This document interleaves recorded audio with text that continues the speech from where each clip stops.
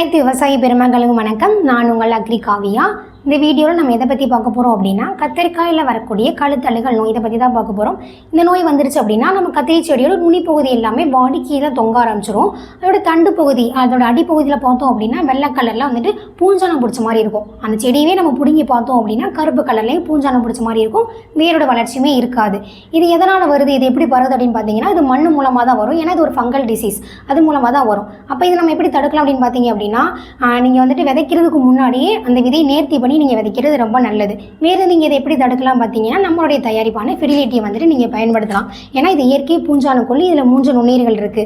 இதை நீங்கள் கொடுக்கறது மூலமாக அந்த வரக்கூடிய இந்த நோயை வந்துட்டு முழுமையாக சரி பண்ணிடலாம். நம்ம மொத்தம் ஒரு 3 டோஸ் கொடுக்கணும். முதல் டோஸ் வந்துட்டு ஸ்ப்ரே பண்ணணும், 2வது டோஸ் 3வது டோஸ் நம்ம வேறு வழியாக கொடுக்கணும். அதுக்கு முன்னாடி நம்ம அதை குறைஞ்சது ஒரு 4 நாளைக்கு நம்ம ஊற வச்சிடணும். ஊற வச்சுட்டு இப்படி கொடுக்கறது மூலமாக அந்த நோயை நம்ம முழுமையாக சரி பண்ணிடலாம். முதல் டோஸ் வந்துட்டு நீங்கள் கொடுத்து ஒரு 7 நாளைக்கு அப்புறம் 2வது டோஸ் கொடுக்கணும். 2வது டோஸ் கொடுத்து மறுபடியும் ஒரு 15 நாளைக்கு அப்புறம் 3வது டோஸ் கொடுக்கணும். 3 டோஸ் கொடுத்துரும் அப்படின்னா அந்த நோயை நம்ம முழுமையாக சரி பண்ணிடலாம். எனவே அனைத்து விவசாயிகளும் இதை பயன்படுத்தி பயனடையுமாறு உங்களை அன்புடன் கேட்டுக்கொள்கிறேன். நன்றி, வணக்கம். மேலும் விவரங்களுக்கு 8608422427